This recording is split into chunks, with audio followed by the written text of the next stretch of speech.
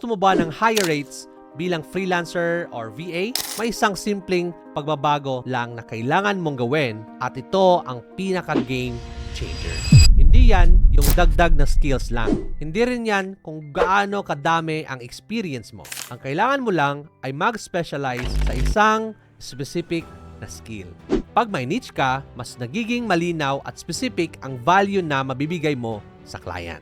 Hindi ka yung tipong sa dami ng services na in-offer mo, pero walang makita ang client na specific na expertise mo. Try to find your strength kung saan ka nag-excel, lalo na kung bago ka pa lang sa field mo.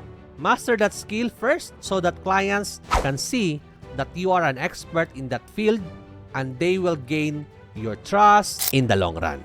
Madali na lang sa iyo na magdagdag ng iba pang services na kaya mong i-alok in the future.